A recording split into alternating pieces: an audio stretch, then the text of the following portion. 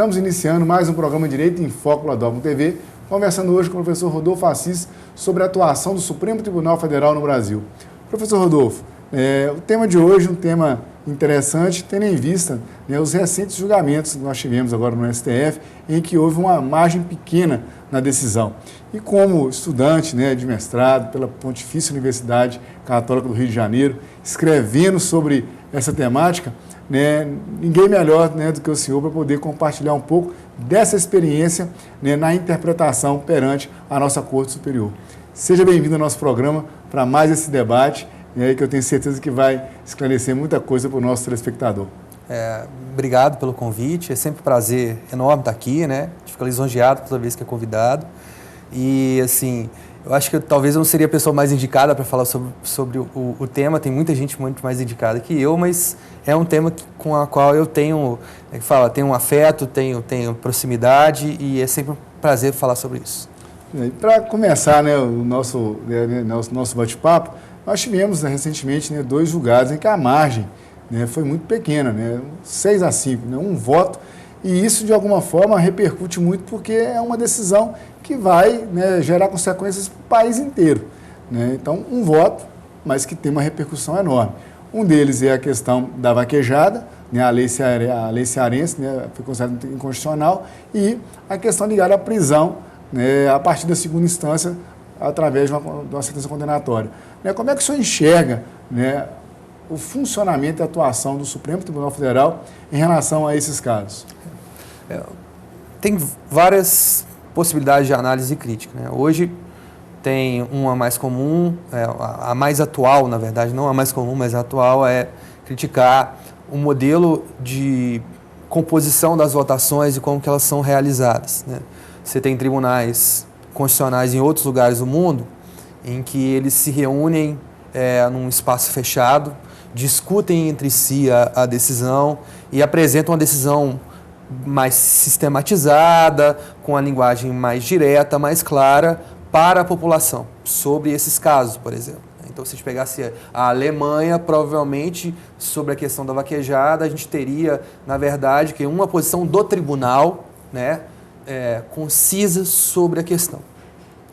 Tem gente que fala que esse modelo é mais adequado porque permite que os diferentes ministros e juízes da corte possam dialogar entre si e possam chegar a uma decisão mais clara. E, quando se compara isso com o modelo brasileiro, a gente tem um problema, porque a gente teria um problema, porque na verdade a gente tem 11 ministros, cada um decidindo da maneira que eles acham adequado e, na maioria das vezes, os votos dos ministros não conversam entre si, não dialogam entre si. Fora a exposição pública dos votos, que se você ligar a TV Justiça agora, vai estar passando a sessão do STF. E nenhum ministro vai para a sessão do STF para decidir lá qual que é a posição dele sobre esse assunto. O trabalho é feito pelos assessores, na maioria das vezes. Os ministros têm um número grande de assessores, o trabalho é feito pelos assessores. Os ministros tomam uma posição normalmente antes das sessões e vão nas sessões só para apresentar os seus votos. Eles não dialogam entre si sobre isso. Então, se você for pegar uma decisão nesses 2 casos mencionados, sobre a execução provisória da pena e sobre a vaquejada, grande parte das manifestações dos ministros não tem absolutamente nada a ver uma com a outra. São posições separadas. Isso dificulta que nós, operadores do direito, e o cidadão comum, ele possa conhecer por que aquela decisão foi tomada, como que ela foi tomada, qual a extensão dela, fora os problemas de linguagem do direito que a gente tem, que é uma linguagem, às vezes, muito técnica, usa uma série de coisas que dificultam a interpretação. O primeiro plano é isso, como que estão sendo produzidas essas decisões. O segundo ponto de análise dessas decisões seria como elas fazem uma leitura da Constituição e da legislação.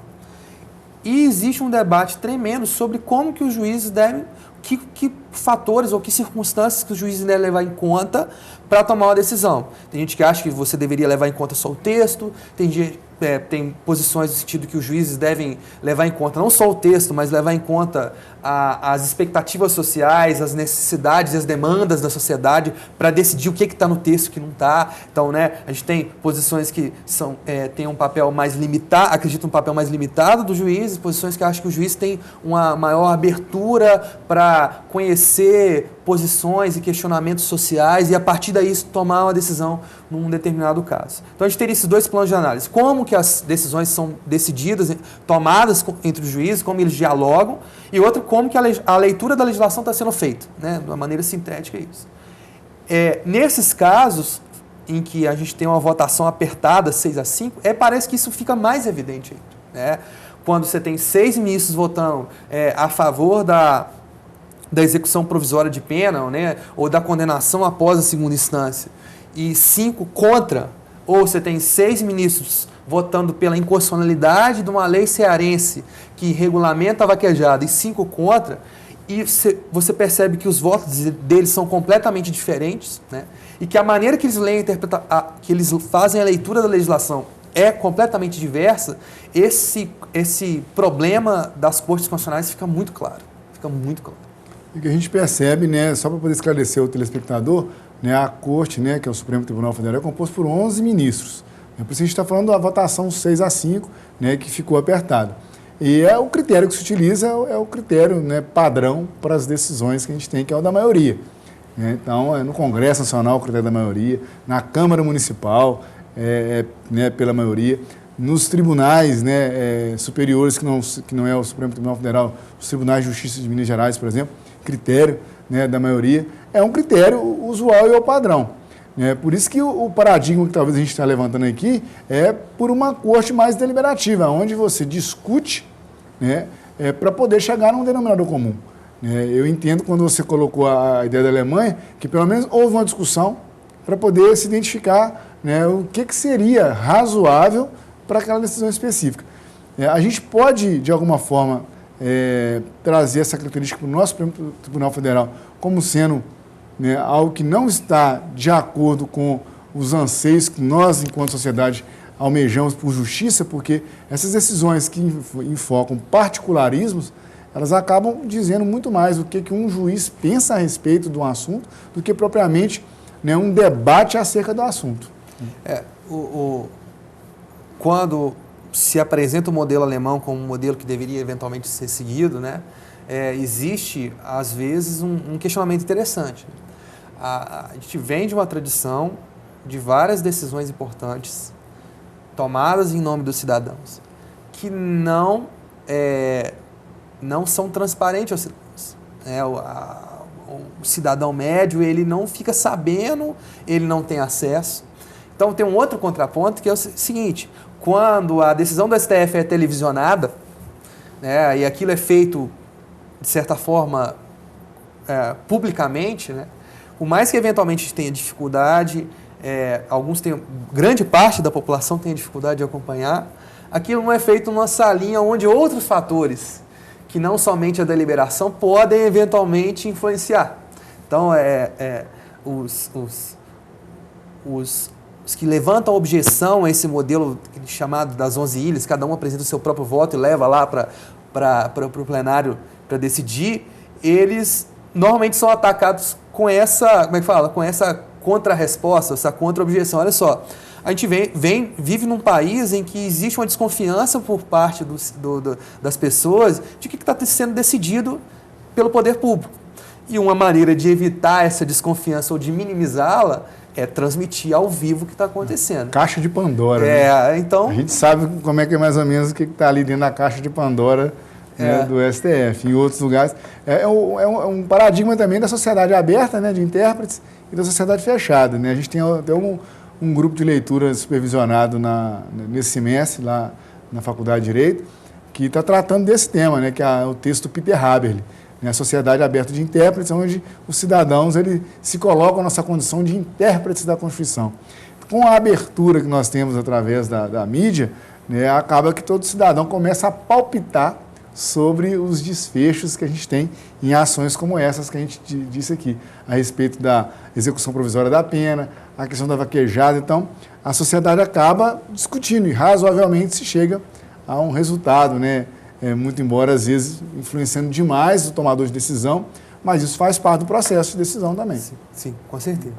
E uma preocupação que parece bastante atual é o fato dos juízes poderem utilizar palavras ou expressões como ordem pública, anseios da sociedade, como fundamentos para justificar uma decisão deles.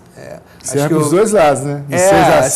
Sempre é possível utilizar isso para qualquer coisa. O anseio da sociedade é esse. Quantos estudos estatísticos foram feitos para comprovar que essa é a opinião do cidadão brasileiro? Segundo, os anseios da sociedade são garantidos não dentro do judiciário, são promovidos e protegidos e efetivados através de um outro órgão responsável por isso, que é o órgão legislativo. Como é que uma decisão de 6-5 no judiciário pode se manter a uma decisão tomada no legislativo? Ela vai ser majoritária do mesmo jeito, ela vai ser apertada do mesmo jeito, ela vai ser questionável do mesmo jeito que, eventualmente, uma decisão legislativa.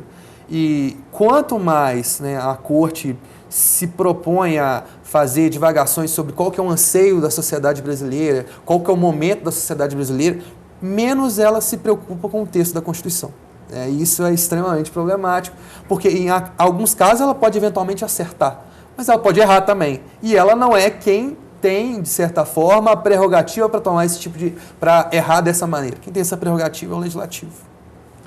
Para continuar a nossa conversa aqui, professor Rodolfo, vou pedir licença para o senhor para a gente poder fazer um breve intervalo. O programa Direito em Foco volta já.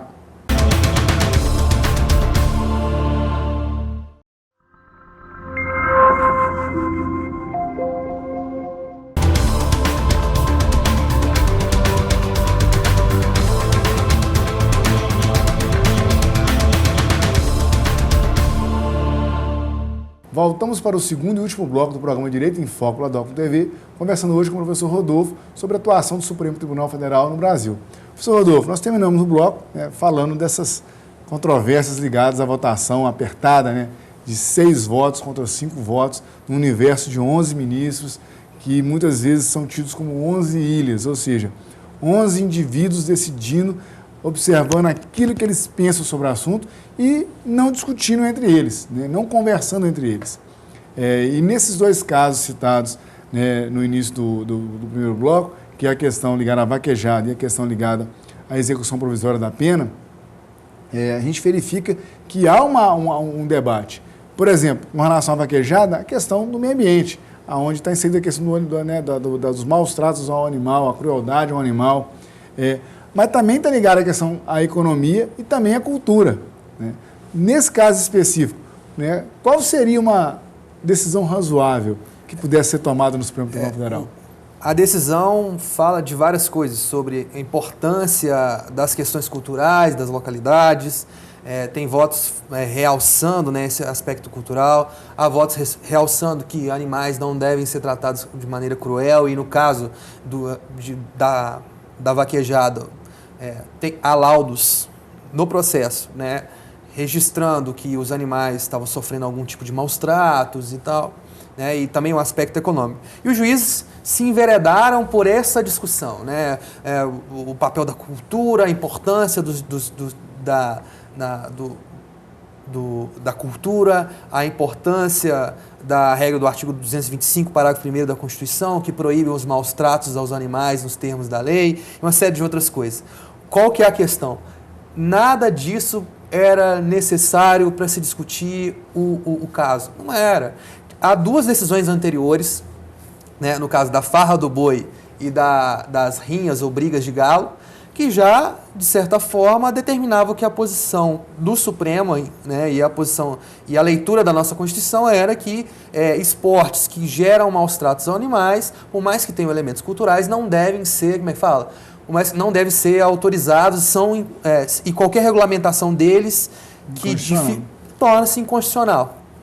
Então, era muito simples, olha só, a gente tem 2 casos anteriores, eles têm essa e essas características, tratamento cruel dos animais, apesar de ter um elemento cultural, vamos seguir o precedente, vamos seguir a decisão anterior, e aqui acabou, e aí fica uma decisão simples, todo mundo sabe por que foi tomada aquela decisão, qual que é a base. mas os ministros preferiam um voto mais heróico, falando sobre, né, a importância da cultura, o respeito aos animais. Isso, como se diz, não há problema dos ministros fazerem isso, porque faz parte da atuação deles no tribunal. Mas eles decidem de uma maneira muito mais simples, de uma maneira mais estável, de uma maneira que gasta menos recursos do cidadão, menos tempo, quando eles falam assim, olha, a gente tem uma decisão passada e a gente vai se ater ao que foi decidido na decisão passada. Esse caso é ou A, ou semelhante, ou B, é diferente. Nos casos que forem semelhantes, a gente mantém a decisão. Nos casos que forem diferentes, a gente pode começar a divagar e decidir como que aquele caso eventualmente deveria ser decidido. E se o tribunal, a corte, entender também que deva superar esse precedente, ela supera e explica por que superou. E ela não precisa ficar divagando sobre a natureza da proteção da cultura ou a proteção dos animais. Às vezes as decisões podem ser muito mais simples, né? E isso facilita que as pessoas saibam o que elas podem fazer e o que elas não podem fazer, o que é legal, o que é ilegal, o que é constitucional e o que é inconstitucional no Brasil, né? Então, assim, existe essa dificuldade e acho que ela tem se ampliado nos últimos anos, principalmente com a entrada de alguns ministros que têm uma tendência a dar e puxar julgamentos por esse tipo de voto mais amplo, mais heróico e até um pouco mais ilustrativo, né? Talvez é o estilo do ministro, né? Mas acho que torna o sistema menos eficiente nesse caso. Só para o telespectador também entender um pouco melhor, essa questão ligada à vaquejada é uma lei, né, do estado do Ceará, né, que regulamentava a vaquejada e ela foi considerada inconstitucional em razão da questão da proteção dos animais. Eu me lembrei aqui do congresso que a gente teve em Vitória no ano passado, o ministro aposentado do Supremo Tribunal Federal, o ministro Aires Brito, falando que a gente deve perguntar mais a Constituição, ler mais a Constituição, porque ela nos dá respostas. E nessa questão do meio ambiente ou da proteção dos animais e a questão cultural, a gente percebe que a Constituição garante, né, o acesso à cultura. Mas, ao mesmo tempo, ela tem, no artigo 225 da Constituição, ela tem uma expressão que é a respeito da não possibilidade da crueldade em relação aos animais. Então, é bem destacado e expressiva a proibição. Não tem nenhuma dúvida quanto que está escrito lá. Então, se perguntar para a Constituição, se conversar com a Constituição, ela acaba dando a resposta. Nesse caso, especificamente, né, hoje não pode, né, essa lei não foi recepcionada, e aí a gente tem, né, a possibilidade de regulamentação em relação a isso, pode, desde que não, né, maltrate os animais. E o interessante, só fazendo esse registro, que a gente partiu do diálogo entre os ministros, olha só, nesse caso, a corte não está dialogando com ela mesma, com as decisões passadas, o que é estranho, porque você toma uma decisão hoje, a partir de amanhã você pode tomar uma outra completamente diferente, com fundamentos diferentes. Então, além de ter o problema do diálogo entre os ministros, um debatendo com o outro o voto, faltou aqui, olha, dizer, olha, a gente tem uma decisão anterior, a gente tomou ela na mesma direção, e agora a gente vai seguir ou a gente não vai seguir. Faltou esse ponto, acho que isso foi muito mal destacado. Com relação ao caso da execução provisória da pena, qual é o destaque, né, que o senhor verifica em relação à decisão que foi tomada lá no Supremo Tribunal Federal? A primeira coisa que tem que ficar separado aqui, eu acho que é importante fazer essa distinção, a gente sabe que existem vários brasileiros e várias pessoas que têm uma desconfiança tremenda quanto à justiça criminal, quanto à impunidade, e sim, isso não pode ser desconsiderado. Só que um dos pontos peculiares ou dos pontos problemáticos da decisão, né, primeiro, havia decisões passadas, e não eram poucas, no sentido de que não é possível que a pessoa seja presa, né, em razão da condenação antes de que a última decisão sobre aquele caso tenha sido proferida. Né? Então, não caiba mais recurso. Não caiba mais recurso. Então, existiam várias decisões a respeito disso. Né? Então, já existia uma posição definida no tribunal quanto a isso. Ela foi, inclusive, reforçada num HC em 2009, fugiu o número aqui, mas já existia uma decisão, então parece que isso já era uma posição ordinária do tribunal. E o que acontece? Após isso, em 2011, houve a introdução no Código de Processo Penal de um artigo artigo 283, né, uma reforma, proibindo a prisão por condenação antes do trânsito em julgado. Então, além de uma decisão, um precedente do Supremo Tribunal Federal anterior, né, a gente tinha um artigo de lei determinando que a prisão só ocorreria, não poderia ocorrer prisão antes do trânsito em julgado. Esse artigo pode ser eventualmente reformado? Pode, pelo Legislativo. A Constituição pode eventualmente ter esse dispositivo presente no artigo 5º, inciso 57, eventualmente emendado. Tem algumas pessoas vão dizer que sim, outras pessoas vão dizer que não. Mas quem cabe tomar essas decisões é o Legislativo.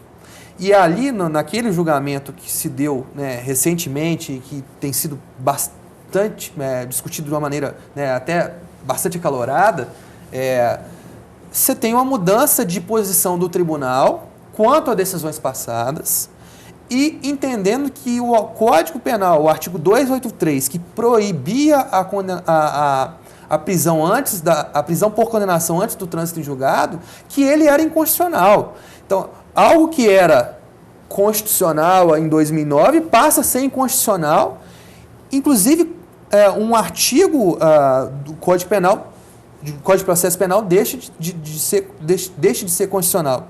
O que é estranho, porque em nenhum artigo da Constituição você vê que é proibida, né, ou proíbe-se que a pessoa cumpra como é que fala? Que ela se mantenha em liberdade antes do trânsito julgado. Não tem essa proibição. E parece que eles entenderam que esse artigo do CPP era inconstitucional, em contrariedade com a Constituição, com algo, e mudando, foi algo extremamente confuso. Chega até a ser um pouquinho difícil de explicar. Mas eu, assim, né, tentando tornar isso de uma maneira mais sintética, existe uma mudança da compreensão do que a Constituição é, né? E essa mudança de compreensão do que a Constituição determina originou numa reforma ou uma mutação do artigo 283 do Código de Processo Penal, o que é, no mínimo, estranho. E continua lá na Constituição o princípio da inocência. E continua previsto lá o princípio da inocência. O que é, assim, chega até de ser difícil, como se diz, a gente teria que pegar talvez os dispositivos e colocar aí, olha só, a gente tem esse dispositivo, ele diz isso, esse dispositivo diz aquilo. Em 2009, esse era o entendimento que a gente tinha sobre esses dispositivos, e a partir de agora, a gente está entendendo outra coisa completamente diferente. É, no mínimo, estranho. Sim, é estranho. Professor Rodolfo, a gente poderia ficar aqui, né, discutindo outros casos, inclusive esses mesmos.